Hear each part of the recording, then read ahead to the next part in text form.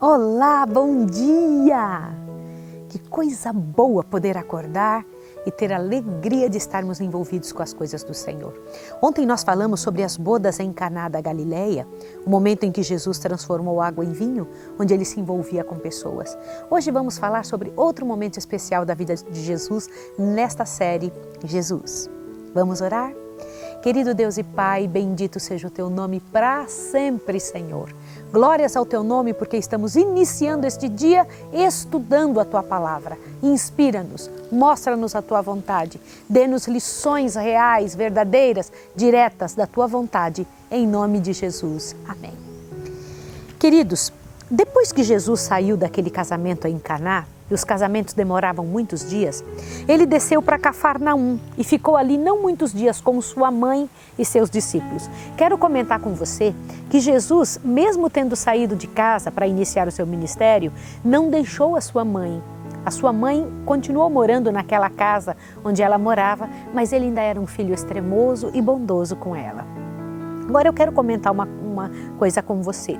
Estava próxima da Páscoa, momento especial do todo o povo palestino vir se encontrar em Jerusalém. E Jesus também estava entre a multidão. Quando chegaram no templo, Jesus viu uma coisa muito séria ali. E eu queria que você visse isso, está em São João 2, verso 12 a 22. Acompanhe comigo este momento especial. Quando Jesus vem chegando, ele vê uma cena terrível. O sacerdote estava para ler a palavra, só que o barulho dos vendedores, o barulho da quantidade de pessoas, não permitiam que se ouvisse qualquer coisa da palavra de Deus. Mas por quê?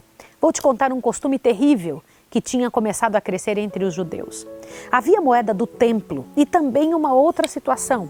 Os pobrezinhos que traziam a sua oferta tinham que ser examinados pelo sacerdote.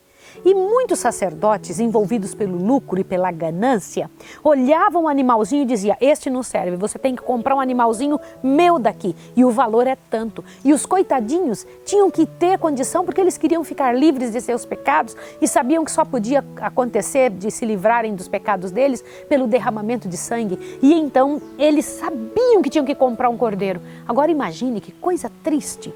O barulho de moedas, aquela quantidade de gente pedindo, outros vendendo, outros oferecendo o seu produto dentro do templo, era uma coisa horrorosa. E Jesus ficou ali olhando. De repente, algo tremendo aconteceu e eu quero ler isso para você de maneira tremenda. Ao penetrar Jesus no templo, abrangeu toda a cena. Viu as desonestas transações, viu a aflição do pobre que julgava que, sem derramar sangue, não havia perdão para seus pecados. Viu o pátio exterior de seu templo convertido em lugar de comércio profano. O sagrado recinto transformara-se numa vasta praça de câmbio. Pode imaginar que coisa terrível o que isso causou em Jesus. Cristo viu que era necessário fazer alguma coisa. Numerosas eram as cerimônias exigidas do povo, sem a devida instrução quanto ao sentido da mesma. Agora, veja que interessante, enquanto estava ali em pé, nos degraus do pátio do templo, Cristo abrangeu com penetrante visão a cena que estava perante ele. Seu olhar profético penetra o futuro, vê como os sacerdotes e principais despojavam o necessário do seu direito e proibiam que o evangelho seja pregado ao pobre. Porque ali havia muita gente pobre, sofrida, que não tinha nada, só tinha aquilo para trazer, só tinha aquele pouquinho para trazer. E então Jesus, movido pelo poder do céu, diz que a glória e a majestade do céu apareceu no seu rosto. Aquela aparência grande de Jesus no meio daquelas pessoas, ele então pegou um relho e começou a virar a mesa dos cambistas, moedas caíram para todos os lados. E aquelas pessoas que estavam ali vendendo, trocando a religião de Deus por dinheiro, saíram correndo daquele lugar, uma multidão de pessoas saíram dali e nenhuma ousou voltar atrás para pegar as suas moedas que caíram no chão, visto a majestade de Deus e o poder com que Jesus fez isso. E neste momento, só quem ficou dentro do templo, exclusivamente, os pobres. Esses se aproximaram de Jesus e não tiveram medo dele. Ao se aproximarem de Jesus, contaram suas dores, seus problemas, suas angústias, seus sofrimentos. E ao contar-lhes, Jesus os abençoava como uma mãe extremosa. Jesus cuidava deles com interesse maior do que uma mãe da terra. Agora imagine que cena.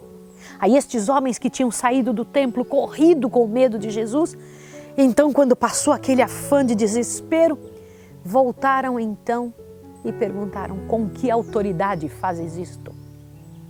Jesus simplesmente respondeu uma frase que eu sei que fica difícil você entender agora, e eles também não entenderam naquela época. Ele disse assim: derrubem este templo e eu reedificarei em 3 dias.